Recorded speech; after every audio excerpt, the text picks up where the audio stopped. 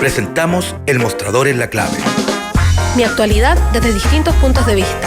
Un espacio para discutir bien informada. El Mostrador en la Clave, con el equipo de El Mostrador. La Clave me escucha. Ya estamos con El Mostrador en la Clave. Con nosotros hoy día Macarena Segovia. Maca, ¿cómo estás? Hola Fernando, Mae, bien. Y también con Marcela Jiménez. Marcela, ¿cómo estás tú? Yo bien, con un poquito de frío, Fernando, pero todo bien. Sí, hace frío hoy día. Sí. Oye, bueno, a ver, partamos por los coletazos de la decisión de la Cámara de Diputados, que ayer la conversamos bastante, pero ayer era muy próximo probablemente al momento, después de que han pasado casi 48 horas de esa toma de decisión en la Cámara de Diputados y todo, no sabiéndose todavía cómo se va a reaccionar en el Senado, en fin. ¿Cómo se está viendo la coalición de gobierno, Marcela, tú que reporteas justamente en La Moneda? Bien mal, pues. Eso, así se está viendo todo, Fernando, bastante mal, bastante complicado para el gobierno. Ayer en la tarde, al final del día, llegó un mail a los partidos de Chile Vamos, donde La Moneda les notificó que se suspendía la reunión de comité político de los lunes, donde siempre los ministros políticos se reúnen con los presidentes de partido y los jefes de bancada. El próximo lunes. Claro, la del lunes. Se suspende esa reunión que es todos los lunes y que funciona con estos ministros y con los presidentes de partido y los jefes de bancada, diputados y senadores. Es una reunión de coordinación política además de una instancia donde se discuten los temas importantes, donde se ven los problemas de relaciones políticas. No es una instancia menor, y La Moneda la suspendió ayer, y la suspendió de manera indefinida, entonces hasta nuevo aviso, y eso es una señal del estado de las relaciones entre la coalición y el gobierno. Hoy día en la mañana está citado un consejo de gabinete por el presidente Piñera vía Zoom, precisamente para analizar la situación en la que se encuentra el gobierno. Y por otro lado está el tema de la lista de Renovación Nacional, donde una serie de diputados anunciaron ese mismo día y ayer durante el día su renuncia a la bancada, que es algo que es básicamente simbólico, porque no puedes renunciar a la bancada sin irte del partido, ahí no tiene ningún efecto técnico, salvo la señal política y el interés de generar una bancada paralela para hacer presión o ser un contrapunto a la gestión de desborde como presidente de Renovación Nacional, que esa es la intención que tendría esta decisión. Entonces, el panorama del gobierno está muy enredado, muy complicado. Ayer el ministro Blumel hizo una suerte de mea culpa, hablando de traspié, de que las cosas no resultaron y que hay que mejorar, tienen que llegar a un nuevo trato entre el gobierno y su coalición. Pero las cosas no están simples, porque hay un punto donde el gobierno y sus parlamentarios no se están entendiendo, y tiene que ver, por ejemplo, te lo grafico con lo que va a pasar y está empezando a pasar con el veto que mandó La Moneda al proyecto que prohíbe el corte de suministros básicos en pandemia. O sea, sí. Ya hay parlamentarios de Chile Vamos que ayer salieron a criticar el veto, salieron a criticar que el gobierno lo mandara sin avisarles, y salieron a criticar el contenido del veto. Entonces aquí hay como, en el fondo, como dos realidades entre la forma en que el gobierno está viendo y enfrentando, y los criterios con los que está enfrentando la pandemia y los efectos económicos de la pandemia, y otra muy distinta es la realidad de muchos parlamentarios, que son los que están en regiones, de los que están en terreno, y que ven y palpan y viven lo que está sucediendo con la gente, y que las medidas del gobierno no son suficientes o no son las correctas. Entonces aquí no solo hay un tema de una conducción política desde La Moneda que no da el ancho, que no logra imponer o aglutinar a los propios y ordenarlos para poder gobernar, pero por otro lado también hay una brecha entre el gobierno y sus huestes de cómo se tiene que estar enfrentando este momento.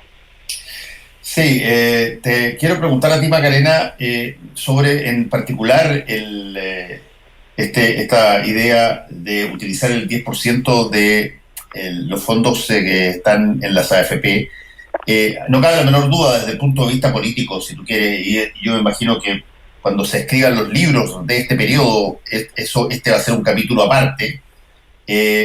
Tú llegaste al 10%, uno se podría preguntar, pero ¿cómo llegamos al 10 a la idea de sacar el 10% de las AFP? Esta no es una idea que emane de, si se quiere, de el movimiento nomás AFP o alguna cosa, es una idea parlamentaria en un momento dado, que se basa en la cerrada de puerta a cualquier alternativa que se haya propuesto antes, porque aquí tú dijiste que no había plata para esto, que mezquinaste en las platas de emergencia, que eran sabidamente insuficientes. El sistema de repartición de cajas fue además una situación logísticamente advertida, que iba a tener dificultades para llegar a puerto, y por lo tanto, buscando en la tercera o cuarta alternativa, se propone este 10% de las platas emposadas en las AFP por parte de los afiliados, como una alternativa que llega después de que todas las demás aparentemente no tenían posibilidad. Me encantaría saber si que hay alguien arrepentido de lo que se podría haber hecho con plata pública, con una pensión de asistencia o una pensión de emergencia o una suerte de renta universal temporal, que hoy día, tengo la impresión, estarían felices de tomarla, si es que fuera la alternativa a un bandazo tan fuerte como es el que se le acaba de dar a las AFP, Macarena. Bueno, dentro del gobierno y en la moneda, quizás no es la dupla de Blumel y Briones, pero sí dentro de otros personeros de gobierno y fuentes con las que he hablado en la semana, hay harto arrepentimiento, hay harto mea culpa interno, por decirlo de alguna forma, y pegadas de piedra en el pecho de decir un poco para dónde se está yendo la dirección que está llevando actualmente el jefe del segundo piso, Cristian Larroulet, quien también le hizo un fuerte tirón de orejas a la dupla de Briones y del ministro Blume. Pero hay, al menos dentro de las huestes del gobierno, hay mucho arrepentimiento con respecto a no que no hayan visto esto antes, porque adentro del oficialismo esto se viene advirtiendo hace varios meses. La necesidad de hacer un aporte directo monetario a la clase media en su momento fue alertado por algunos asesores de gobierno por parte de la bancada de Renovación Nacional, pero al mismo tiempo la UDI celebraba que no se ampliara el IFE a la gente más pobre, por ejemplo, cuando aún no era el cambio de gabinete que fue hace, el gabinete político que fue hace un poquito más de un mes. Entonces, hubieron advertencias. El punto es quién decide ver esas advertencias y qué es lo que hacen con esas advertencias. Lo que hizo Briones y Blumel fue agarrar esas advertencias y metérselas en el bolsillo y olvidarlas o en un tacho de la basura, hacer caso omiso y seguir con una agenda bastante clara que ha sido determinada. Hay que decir, claro, estos ministros son los que manejan como la agenda más pública, pero que ha sido determinada por un núcleo mucho más pequeño de interior del Palacio, que tiene que ver con el presidente y con su principal consejero en este contexto, que es Cristian Larroulet.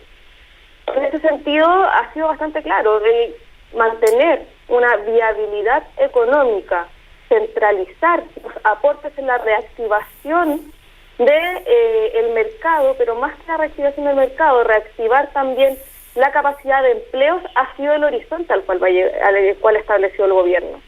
Entonces, cuando hace unos meses atrás la diputada Pepa Hoffman decía, nosotros no queremos generar a un grupo de ciudadanos que dependan de lo que les entrega el Estado, ese es el meollo y es la base del pensamiento que se ha establecido dentro del Ejecutivo.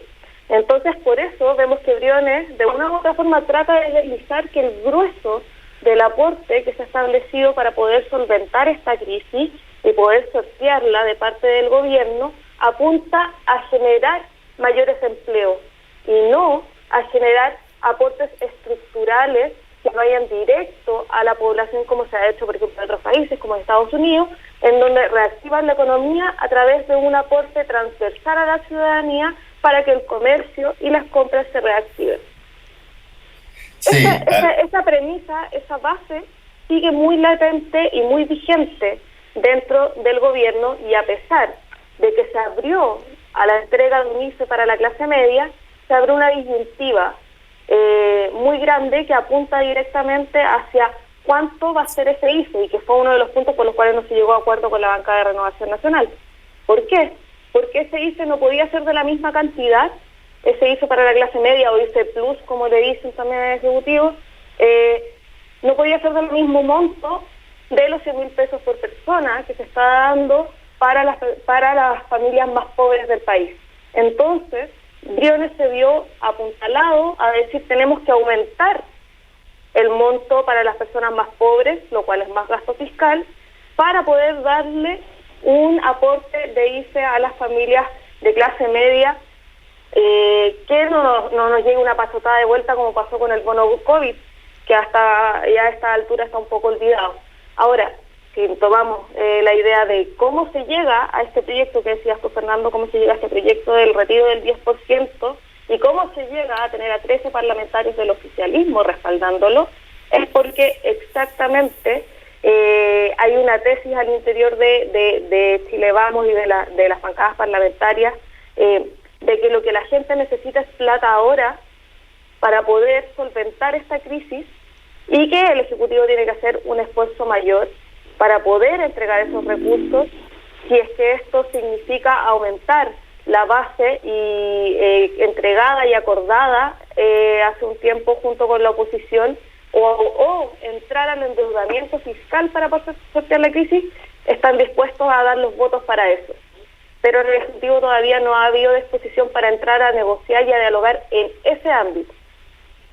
Sí, ahora tú ves la dimensión del problema cuando tú tomas un ejemplo, si tú quieres, bien elocuente a mi modo de ver.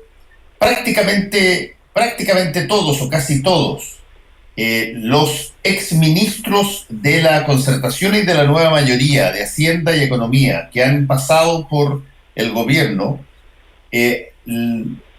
estuvieron en contra del retiro de los 10% de las platas de las AFP. Personas que han sido durísimas, pero durísimas en contra de las AFP, que además creen que se debe eliminar el sistema, como Andrea Sutov, que escribió un libro al respecto de cómo el sistema de las AFP habían aniquilado a la población para beneficio de la inversión en empresa. También está en contra de esta medida del 10% de las AFP. Personas que tú, de alguna manera, gente las sigue en Twitter y valora su experiencia en ese sentido. No estoy hablando parlamentario, estoy hablando de técnicos expertos también.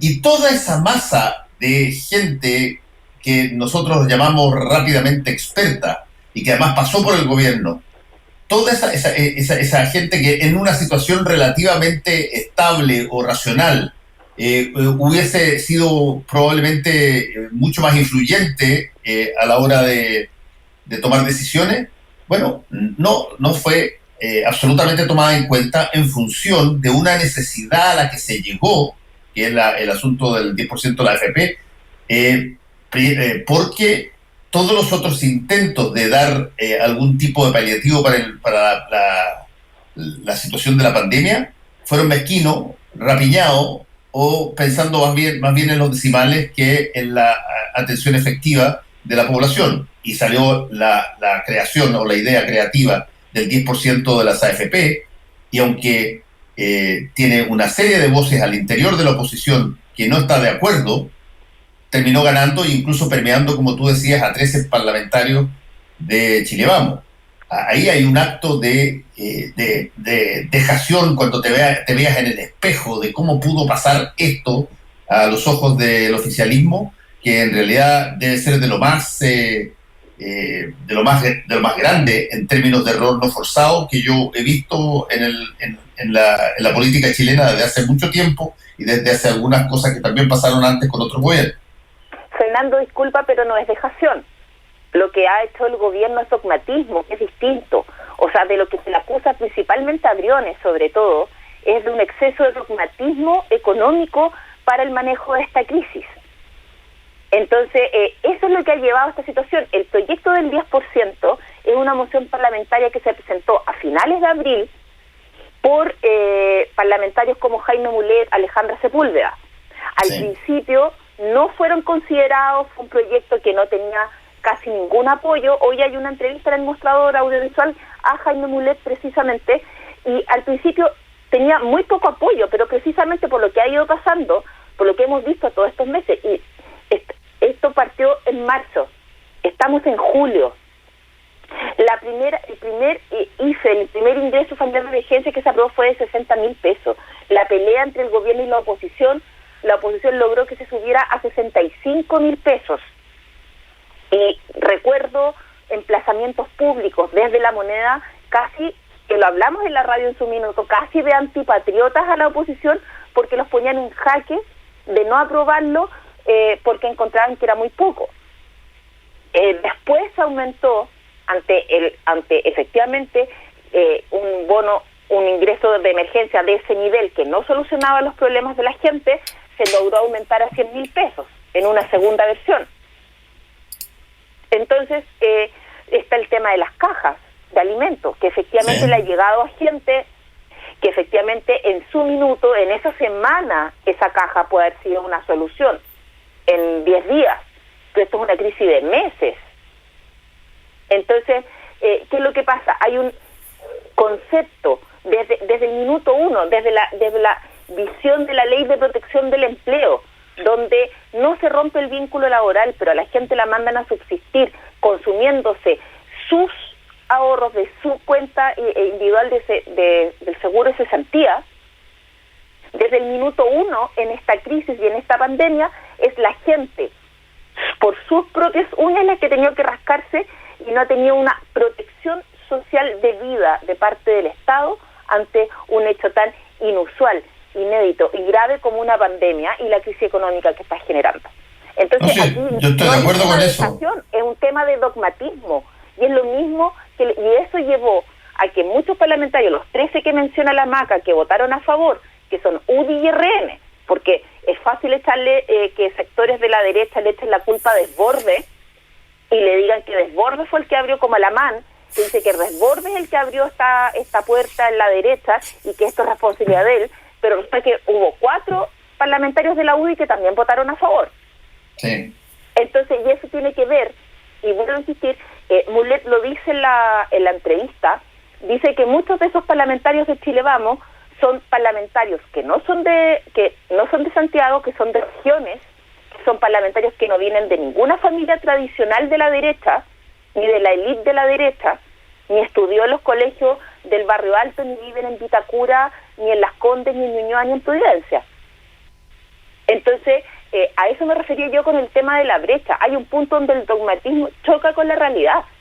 Y en una pandemia y en una crisis económica que ya se ha dicho que va a ser peor que la del 80, es el momento donde se tienen que hacer ciertas concesiones. Por eso el proyecto agarró fuerza, por eso el proyecto agarró adherentes, por eso que el proyecto tiene además tanto respaldo ciudadano. O sea, más de 2 millones de personas, eso es inusitado, más de 2 millones de personas entraron a las plataformas de la Cámara de Diputados el día miércoles para estar pendientes de la sesión y del debate. Entonces, que parlamentarios en la oposición, en el Senado, muchos senadores estaban en contra y fueron críticos todas estas semanas del proyecto.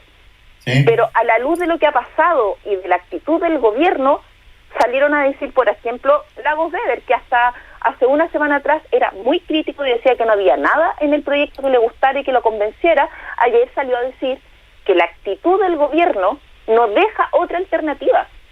Bueno, ese es el punto que trate de hacer y que tiene que ver con lo que llamé un error no forzado. Esto es algo que no se previó que iba a pasar. eso, pongámoslo en términos de fecha, Marcela.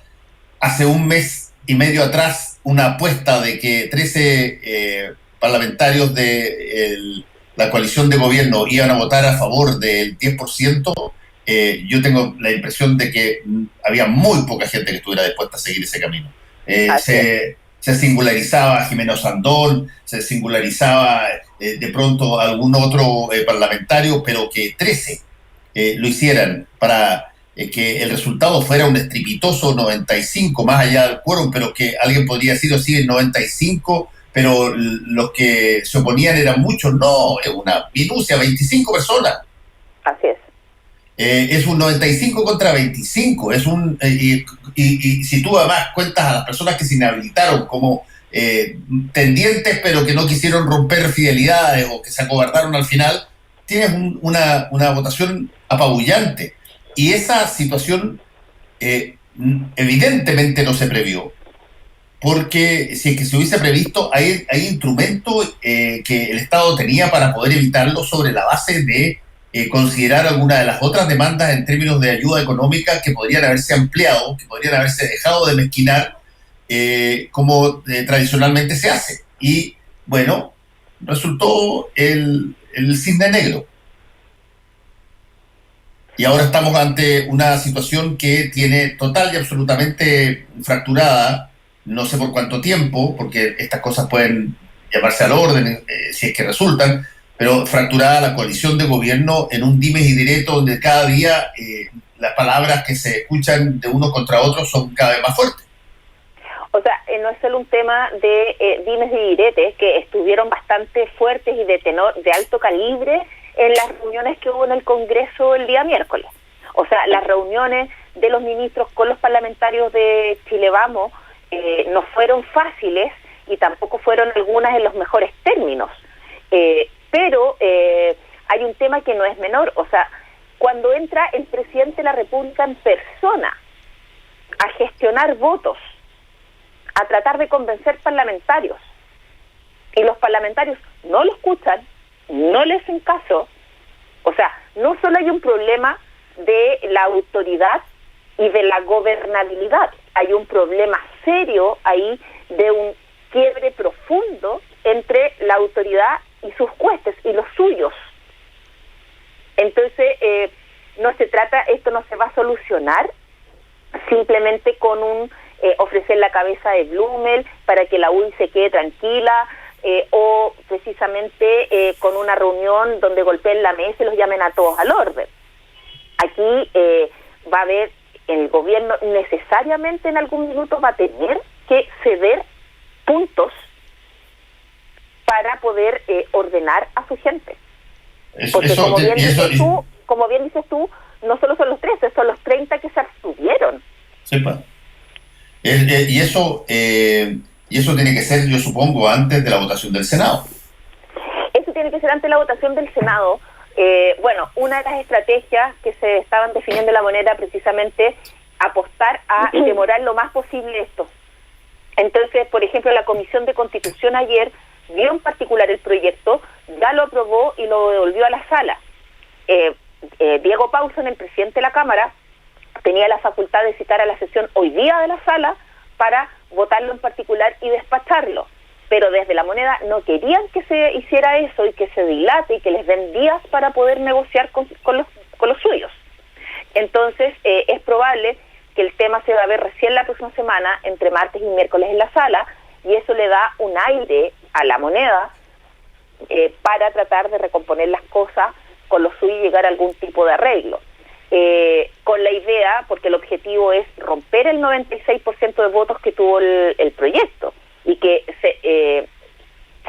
de preferencia que no se logre el quórum de 93. Si se pasa en la sala y cuando pasa el Senado, tiene que pasar un montón de escollos. Uno, porque Alamán, por ejemplo, ya anunció que va a hacer lo mismo que hizo que Jaime Belolio en la sala de la Cámara de Diputados, y va a ir a pelear el quórum. O sea, que sea por 2/3 y no por 3/5. Que sea por 29 senadores y no por 26, la necesidad de aprobarlo. Y lo segundo, efectivamente los parlamentarios de derecha en el Senado están apostando a que ese quórum no está, efectivamente, porque son de derecha los parlamentarios que tendrían que dar nuevamente los votos para que el proyecto pase. Maca, me quedan 3 minutos para el corte, pero creo que aquí hay una etapa. ¿Hay algún tipo de evaluaciones en respecto de ya no necesariamente las consecuencias políticas de esto, sino que las consecuencias económicas que eventualmente se vean en esta situación? Lo que pasa es que al interior de la misma oposición hay bastante conciencia de el carácter recesivo que puede llegar a tener este proyecto, y es como un costo hundido, por decirlo de alguna forma. Tú mismo decías, todos los exministros de Hacienda de la Concertación y de la ex nueva mayoría se han mostrado abiertamente en contra del proyecto, básicamente porque también los ministros de Hacienda lo que hacen es cuidar la billetera fiscal, y ese es el principal dogma, por decirlo de una u otra forma, que tienen. En ese sentido, cualquier figura o iniciativa que pueda ser recesiva los va a llevar a rechazarlo, sin tener en cuenta otro tipo de indicadores que pueden afectar al contexto actual. Pero hay conciencia de eso. Ahora, lo que yo he podido ver es que muchos parlamentarios en las mismas intervenciones, largas intervenciones que hubieron en la tramitación del proyecto a mediados de semana, fueron bastante claros en decir: el gobierno nos llevó a esto, y si hubiera una medida que, por ejemplo, apuntara a tener impuestos a los super ricos para poder solventar una entrega y una inyección directa de recursos frescos para los bolsillos de las familias por parte del Estado, nosotros estaríamos dispuestos a quizás apoyar una medida que no sea recesiva. Pero cuando estamos entre a la espada y la pared, y lo que tenemos a la vuelta de la esquina es un estallido 2.0 que lo más seguro es que irrumpa después de que se empiecen a romper las cuarentenas, no nos queda de otra que apoyar esta medida que sabemos que va a ser quizás perjudicial comunitariamente, y que más adelante el Estado va a tener que inyectar más plata de lo que debería inyectar ahora. Pero eso es un costo que están dispuestos a asumir. Hagamos una pequeña pausa y volvemos con el mostrador en la clave. Un espacio de trabajo limpio es un lugar más productivo. En oficinafeliz.cl contamos con personal capacitado y especializado para el aseo de tu oficina, manteniendo protocolos adaptados para la instalación y requerimientos de nuestros clientes. Si necesitas ayuda con el aseo de tu oficina para que sea un lugar más limpio y feliz, encuéntranos en www.oficinafeliz.cl. A los medios lo único que les interesa es competir. Se llenan de discursos repetidos. Nadie escucha. En este mundo donde el que se adapta mejor es el que sobrevive. Aquí quisieron arriesgarse Y adaptarse a una manera diferente y totalmente opuesta al resto. Es por eso que han decidido entregar los micrófonos a la gente. A nosotros. Porque somos la fuerza y la confianza. La gente transforma todo, y transformaremos la manera de comunicarnos. La gente será nuestra voz. La clave me escucha. Estamos con el mostrador en la clave. Ahora, este tipo de cosas que estamos conversando y que tienen un camino relativamente trazado, tiene que pasar a la instancia del Parlamento, tanto en esta comisión mixta como en el Senado.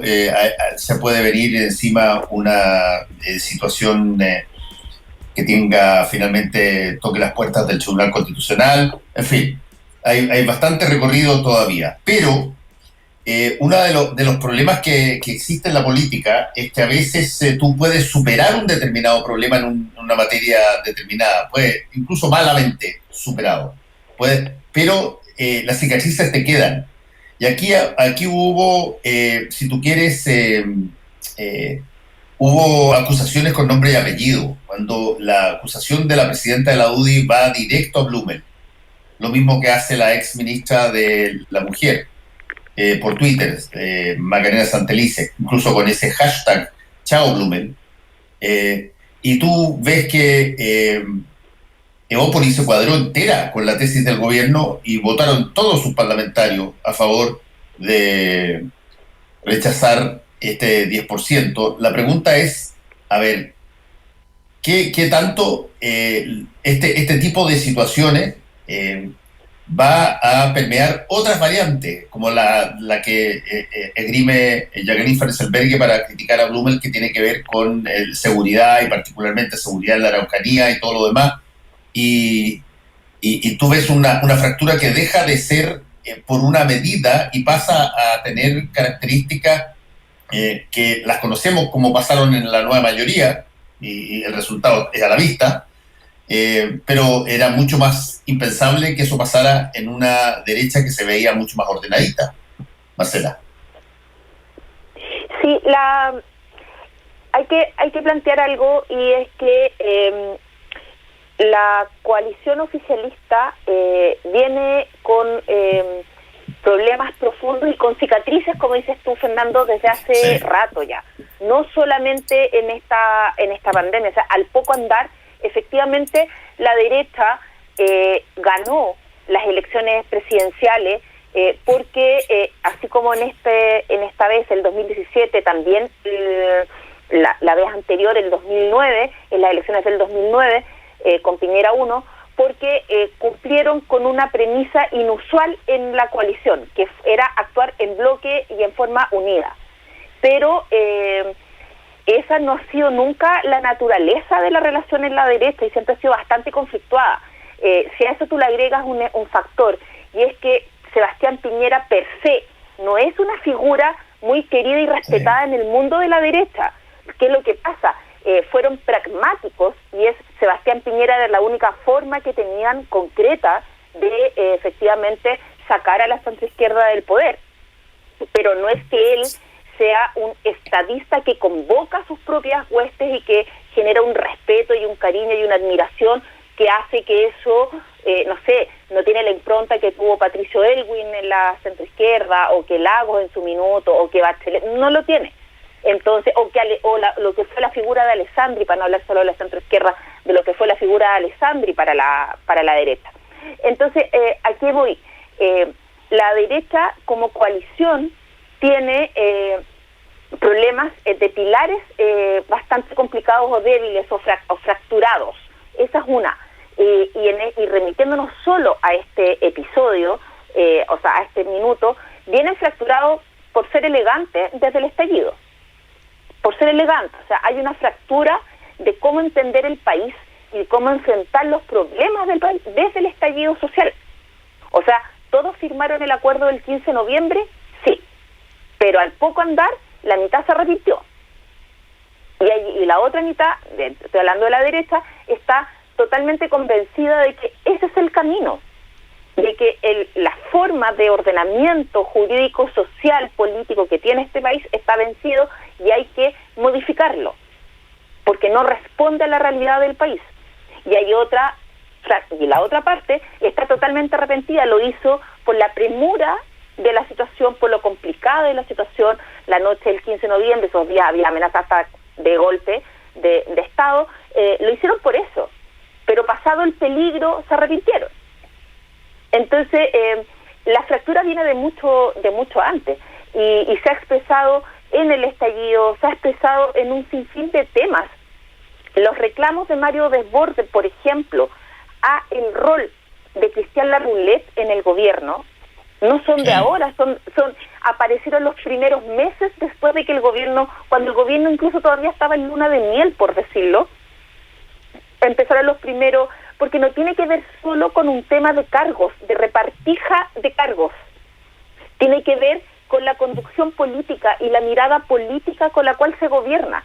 O sea, cuando pones muchos Larroulet Boys en distintas partes del gobierno, en distintas reparticiones del gobierno, asesorando, influyendo en las decisiones de los ministerios, hay una impronta, hay un sello que se pone ahí. Y en la derecha hay dos miradas, y más de dos miradas, y está bien, porque las coaliciones no son un bloque, no son homogéneas, son diversas, pero son diversas dentro de ciertos márgenes. Entonces, los problemas vienen de mucho antes. Ahora, vienen de mucho antes. Sí, déjame hacerte una pregunta a ti, Marcela, y también a ti, Maca, que tiene que ver con un poquitito cómo se deriva todo esto que está pasando a medidas políticas específicas.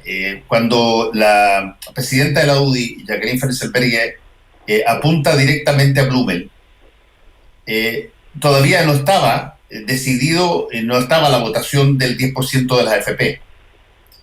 Y apunta muy duramente, y ahí tú veías que esta situación básicamente podía salvarse, si tú quieres, a través del método clásico de una suerte de cambio de gabinete y generar condiciones y decir una serie de palabras en discurso que permitieran de alguna manera enrielarse un poquitito, con el costo que eventualmente podía tener sacar a una figura de Bópoli, entendiendo que Bópoli no es tan poderoso como Renovación Nacional o la UDI. Pero después del 10%, Marce, las cosas cambian mucho más, porque no solamente entra en acción Ignacio Briones, que también es de Bópoli, sino que ahí entra muy, muy particularmente la Presidencia de la República, que es la que ha puesto el freno en cada una de las ideas anteriores que se tuvieron antes de llegar a esta idea del 10%. ¿Sabes qué pasa, Fernando? Que hay que aclarar algo. El tema de la UDI con Blumel viene desde la salida de Chadwick del Ministerio del Interior. Cuando Chadwick tiene que salir del Ministerio del Interior y ponen a Blumel como ministro del Interior a finales de octubre, en pleno estallido, la UDI siempre resintió la pérdida del Ministerio del Interior, que es el ministerio, lo hablábamos la semana pasada, que es el de mayor poder y de mayor influencia. Siempre lo resintió. Sin embargo, la factura política, por decirlo de alguna manera, que le tiene la UDI a Blumel, es que considera que Blumel no se la jugó el todo por el todo para salvar a Andrés Chadwick de la acusación constitucional. Esa acusación constitucional, recuerda que se aprobó y dejó a Chadwick fuera por 5 años de ejercer cualquier tipo de cargo público. Y les recuerdo que desde entonces, más de una vez, la Moneda y la UDI ha tratado de poner, cachufleramente, perdónenme lo coloquial de la expresión, a Chadwick de asesor de algunas cosas, tratando de torcer esa decisión. Entonces, desde ahí viene la factura. Son dos cosas, son la pérdida del poder, de ese espacio de poder, pero además la factura porque consideran que Blumel dejó caer a Chadwick. Entonces, eso es un tema de... ¿Y en qué se basan, perdona, Marce, ¿y en qué se basan para señalar que Blumel dejó caer a Chadwick? Él era ministro secretario general de la presidencia. ¿Qué tipo de facultades o recursos tenía? Blumel era, lo que dicen que dejó caer a Chadwick en la acusación. Te recuerdo que sacaron a Chadwick del Ministerio del Interior, asume Blumel como ministro del Interior y después se presenta la acusación. Chadwick salió en octubre y la acusación se inició en diciembre. ¿Y qué cosa específica le critican ahí a Blumel que no hizo? Hay algo que fue muy brutal, que fue la imagen de Chadwick solo, sentado en la Cámara de Diputados. El día que se votó la acusación en la Cámara de Diputados y se aprobó, Chadwick estaba solo, no había nadie del gobierno con él. Nadie. Absolutamente nadie. Ya, pero eso es una cosa sí, reveladora. Sí, me acuerdo, ahora me acuerdo. Esa imagen, Chadwick solo sentado en la Cámara de Diputados cuando la Cámara aprobó la acusación en su contra. No, y además de eso, de lo que dice la MAE, hay un trato que es conocidísimo dentro del mundo del Congreso, que es cuánto se esfuerza también el Ejecutivo por piquiñar votos y lograr de una u otra forma proteger, aunque sea un ex ministro o ministra suyo. Y hablando, por ejemplo, esta semana con el diputado Andrés Celis de Renovación Nacional, él decía, ni siquiera cuando fue la votación por la acusación constitucional en contra de Chadwick, el ministro Blumel había generado tanta presión para poder lograr sacar una iniciativa como lo hizo, por ejemplo, ahora con el 10%. Es más, dentro de la bancada del gremialismo en esa época se apuntó mucho a que era solamente el ministro Ward el que estaba pirquineando y tratando de mover votos en el Congreso, y que no habían llamadas directas desde la moneda para poder lograr dar vuelta a votos de la oposición. Una cosa inaudita, hablando de que no solamente era la mano derecha del presidente, sino que también era su familiar y que por otro lado era el salvaguardas de el proyecto de lo que significaba Chile Vamos. Entonces, en ese sentido, el dolor que hay con respecto a Blumen es que él, como jefe de la coalición, y él también como saliente, Express dejó votado a Ward en esa tarea de poder lograr blindar al exministro Chadwick. Sí. Sí, bueno, ahora, ¿y cuáles son los escenarios que se abren, Marcela y Maca? ¿Cuáles son las cosas posibles? Tú has visto que hay acciones, conductas determinadas de algunos diputados que se retiran de la bancada, que podrá ser simbólico, pero es un símbolo que se quiere hacer, que se quiere difundir. ¿Cuáles son los escenarios posibles? Como se dice en jerga futbolística, que a mí me encanta el fútbol, la pelota está en la cancha del gobierno. O sea, es el gobierno el que tiene que hacer algo para ver cómo ordena a sus huestes. Y ese algo, como lo mencionó la Maca en el primer bloque, una de las razones por las que no se logró llegar a acuerdo o muchos parlamentarios no respetaron el acuerdo fue, por ejemplo, la falta de definición de la moneda sobre el monto de este ingreso familiar de emergencia plus para la clase media. O sea, de aquí a que empiece la tramitación en el Senado, tiene que haber algo sobre la mesa al respecto, y algo concreto, no algo vago como era la minuta que circuló ese día con la propuesta de mejoramiento del plan clase media. Esa es una de las cosas que tiene, y yo creo que también va a tener que pasar por un tema de un llamado a atención, no sé si es la palabra correcta, al ministro Briones, porque hay mucha queja interna, sobre todo de parlamentarios y parlamentarios mayores, al trato del ministro Briones, a la forma que consideran que Briones era cuando asumió Briones, encontraron que era muy simpático, muy agradable y que muy bueno para negociar, pero que en este tiempo, y eso la Maca también lo ha constatado en el reporteo con parlamentarios, en estos meses Briones ha pasado, se le olvidó la simpatía inicial y ha tenido una soberbia demasiado desmedida y un trato bastante desprolijo con los parlamentarios. Entonces eso también ha sacado mucha roncha en la forma de tratar los temas. Eso ha generado mucha resistencia. Y lo otro, ¿tú estás hablando de parlamentarios de todas? De derecha. O sea, da lo mismo que no es que de lo mismo, pero en este escenario que la oposición diga que Briones es un soberbio es pan de cada día. El tema es que lo están diciendo en la propia derecha. A mí me sorprendió mucho la declaración que hizo, no sé si fue ayer o antes de ayer, porque es una de esas típicas declaraciones que alguien dice así espontáneamente y que después se sienta a pensarla y dice, pero ¿cómo se le puede ocurrir decir una cosa como esa? Esa frase que dice, hay muchas personas que se hacen la idea de que todos van a acceder a un retiro mágico, pero basta ver las estadísticas y la gran mayoría tiene poco y nada de saldo. O sea, yo he visto pocas veces en mi vida un análisis que detalla pero a total claridad la inutilidad para las pensiones de las AFP, esta frase. No es menor, y en relación a lo que te estoy diciendo, por ejemplo, el diputado de RN Mellado, que él votó a favor del 10%. Él dijo ayer que uno de los grandes problemas, y me hizo recordar a Manuel José Sandón en el primer gobierno Piñera, dijo que el gran problema del comité político es que no tiene calle, que le falta calle, que no entienden lo que pasa en el país, que no entienden lo que pasa a la gente. Entonces, si eso lo mezclas con un tono, con una forma, no puedo repetir. En el reporteo a mí ayer me contaban, cuando dije que las reuniones entre el oficialismo y los ministros habían sido de grueso calibre, fueron de grueso calibre. Y en parte fueron precisamente por el tono y las formas del ministro Briones. Sí. Entonces, parlamentarios se retiraron de las reuniones enojados por la forma y el tono.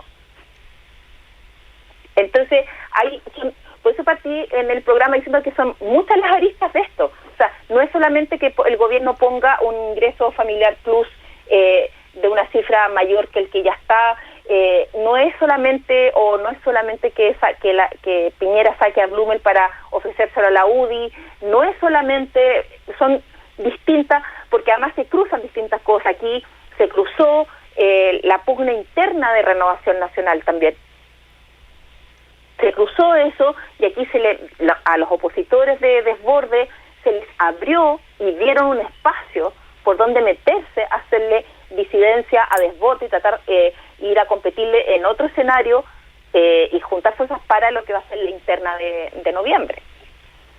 Entonces, ¿Tú ves factible, por ejemplo, dentro de todo esto, tú ves factible la típica acción de cambio de gabinete ahora? Yo tengo la impresión de que eso probablemente le echa más benzina al fuego. Así es. No, yo creo que no. O sea, si había un minuto, que la Maca me corrija, porque la Maca también ha estado reporteando moneda. Entonces, o sea, todos nos pusimos a reportear el miércoles, pero yo lo que tengo entendido es que no va a haber cambio de gabinete ahora, que uno de los argumentos es que como la UDI, como hubo parlamentarios UDI que votaron a favor del 10%, se les quitó el piso, con eso perdieron el piso para impugnar a Blumel, pero además si no lo hubieran hecho ayer, o sea, si no lo hicieron ayer, ya no lo hicieron, y lo que el gobierno quiere es lo que decía, que es ganar tiempo y frenar esto en el Senado, y eso le daría aire. ¿Cuál es el tema? Que algunos consideran que es un error sacar a este comité político, porque el problema es que va a pasar el episodio del 10%, pero la crisis económica y la pandemia siguen. Sí. Entonces, vas a sacarlo, vas a poner a otro, así como exceso de elenco no tienes tampoco, vas a poner a otro, y ese otro se va a quemar en un mes, como es lo que pasó cuando pusiste ahora a Alvarado y a Monkever. O sea, un mes desde que llegaron y ya se fundió parte de ese fusible. Sí, ahora también hay que tomar en cuenta ciertas variables. Yo me imagino, en una de esas se lo podemos preguntar a Pancho Undurraga en un ratito más, pero yo me imagino que un partido que se cuadró con todos sus votos a favor de la posición del gobierno va a corcoviar un poquitito si le sacan a Blumel de ministro del Interior también, y además si está colgando en la brocha a Ignacio Briones, porque para ese tipo de cosas se puede... Todo lo que necesita es patalear nomás, no necesita gran fuerza. Lo que pasa es que en ese contexto, y ahora como se ve también el panorama, Evópoli lo único que tiene, políticamente hablando, y como sostenibilidad de partido con fuerza dentro de Chile Vamos, son sus dos ministros. O sea, sí. Lo han dicho hasta el cansancio al interior de la coalición gobernante. Evópoli no tiene gran presencia territorial, no tiene gran cantidad de parlamentarios, ni tampoco tiene gran cantidad de autoridades locales como concejales y alcaldes. Entonces, finalmente, lo que tiene para constituirse como un partido que ya superó la infancia dentro de la coalición son estos dos ministros. Ahora, que se mantenga Briones y que se mantenga Blumel no tiene que ver con la presión que puede llegar a hacer Evópoli, porque en verdad Evópoli no sirve para meter presión al gobierno, sino que sirve como el meñique armado que le queda al gobierno para lograr sostener en algo su autoridad ante el país. Lo que sostiene a Briones y a Blumel es, por un lado, que Blumel en incalzables veces ha mostrado tener toda la capacidad de inmolarse, a pesar de que el presidente Sebastián Piñera cometa 1.500 errores, tan abnegado quizás como esa devoción que le tiene la ministra Carla Rubilar también al gobierno, y entregó todo su capital político cuando Blumel era este jovencillo buena onda que venía llegando, que tocaba la guitarra y que tenía un futuro promisorio dentro de la política y de ser parte de la renovación de Chile Vamos. Tiró todo eso por la borda Y no le quedó otra que después de ese telefonazo que le llegó en pleno estallido social para poder ser ministro del Interior en vez de Felipe Ward, de decir, ya bueno, asumo estos costos. Esa acción vale mucho para el piñerismo y para la roulette y para el propio presidente.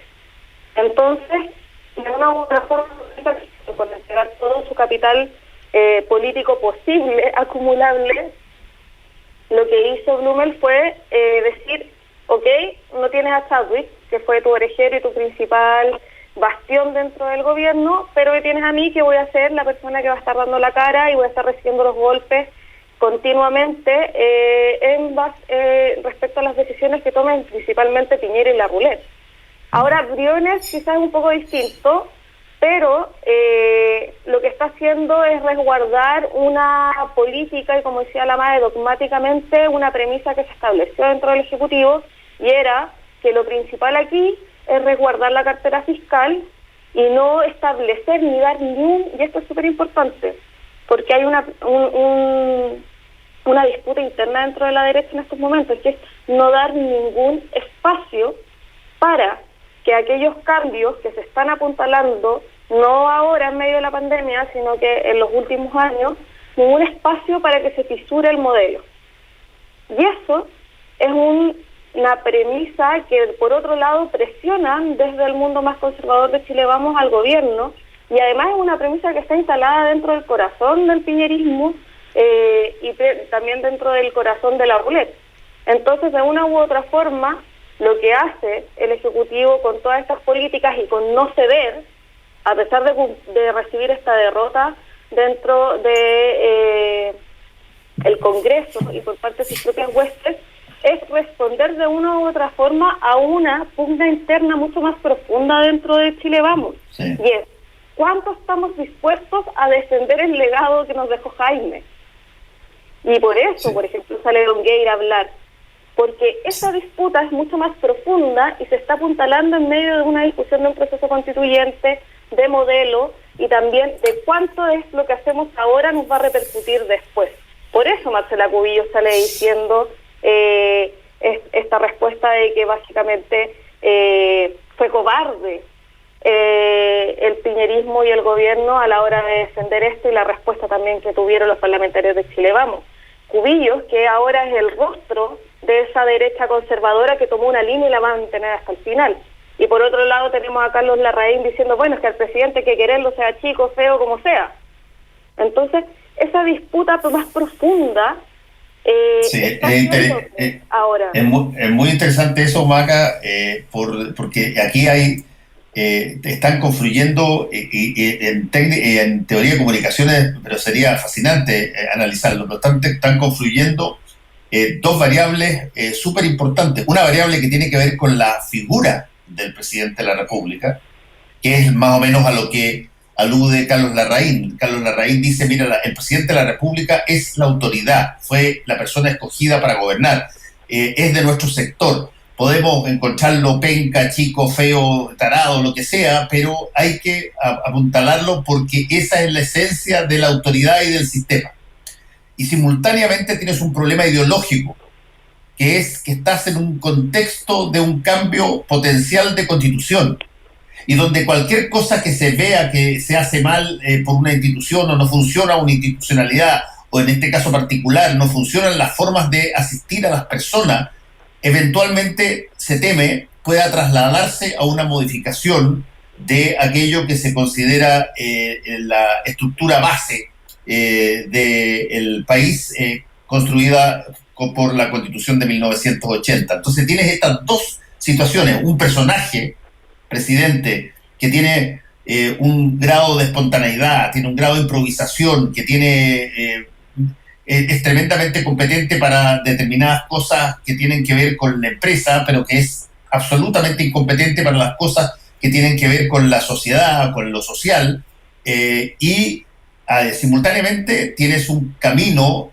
constitucional, que es un camino de reflexión, que es un camino de revisión, que es un camino de ver qué funciona y qué no funciona, qué se le tiene que cambiar y qué no se tiene que cambiar en términos ideológicos de visión de país, Y por lo tanto, si las cosas salen mal en el gobierno, el resquebrajamiento de esa coalición es mucho más rápido y mucho más profundo, justamente porque están en competencia básicamente, si que aquí estamos hablando de una persona que lo está haciendo no como debiera, o si aquí estamos hablando del riesgo de perder la base institucional que sostiene todo el sistema. Pero ahí, Fernando, hay un elemento y es el hecho de cómo, y que lo han dicho muchos analistas, incluso de centro derecha, y es cómo el presidente Piñera ha ido minando o banalizando la institucionalidad de la presidencia de la República. O sea, pero eso era pero inevitable que fuera a que pasara eso, porque así funciona el presidente. Lo vimos en la primera presidencia. Pero esto es más profundo que las piñericosas, porque la banalización de la figura de la institucionalidad de la presidencia de la República no pasa solamente por tener un presidente que hace piñericosas, pasa por un presidente, por ejemplo, que va y choca y va en pugna con la institucionalidad o con el respeto de los separación de poderes del Estado. O sea, un presidente que va y que anuncia y que dice que el Congreso, porque no le gustan los proyectos, porque los proyectos a lo mejor tienen una base inconstitucional, porque el gobierno no los presenta y los parlamentarios lo presentan para presionar al gobierno. Estoy hablando, por ejemplo, del natal de emergencia, o el mismo caso del retiro de fondos de la AFP, o algún otro proyecto que se haya puesto sobre el tema de del corte, que prohíbe el corte de los suministros básicos en pandemia. Sale el presidente y en vez de entender que hay proyectos que se soluciona el conflicto con el patrocinio del gobierno, el presidente sale a criticar al Congreso, a retarlo, y más encima le anuncia una comisión de expertos que les va a revisar la constitucionalidad de los proyectos, poniéndose en choque y de frente contra otro poder del Estado. Y anuncia la comisión, eso fue hace 3 semanas y hasta el día de hoy no tenemos idea, no se ha dicho nada de la comisión. No sabemos nada. No hay un solo nombre, no hay una sola persona propuesta, no hay nada. Entonces, cuando se gobierna para la cuña y para el titular solamente, a eso también me refiero. Cuando gobierna... Pero todos son características propias del presidente. No lo conocemos ahora. Cuando anuncias y todo es letra chica y nada es como lo anuncias, eso también es banalizar la institucionalidad y la credibilidad de la presidencia de la República. Entonces, después no le pueden pedir a sus propios parlamentarios que lo respeten. No, estoy de acuerdo, pero el único punto que yo hago, y aquí tenemos que terminar, es que básicamente tú tienes a un personaje que lo conocemos y que funciona de esa manera, funciona impersonalmente, desde el punto de vista de la majestad de la presidencia de la República, como se podría decir en términos antiguos. Y claro, cuando les funcionaba y cuando hacían cosas y todos se reían, claro, bingo. Pero cuando esa misma informalidad, esa misma incapacidad de mirar los aspectos sociales o empáticos de las políticas públicas no funcionan y terminan teniendo problemas con los otros poderes del Estado, bueno, ahí se levantan como si lo conocieran recién. Y eso me parece a mí otro elemento a considerar en términos de la ceguera en la que la coalición de gobierno ha operado. No tenemos que ir, no los quieren nomás. Chao, Fernando. Bueno, chao, que les vaya bien, cuídense. Actualidad con ojo crítico. La información desde distintos puntos de vista. Fue El Mostrador en La Clave, con el equipo de El Mostrador. La Clave me escucha.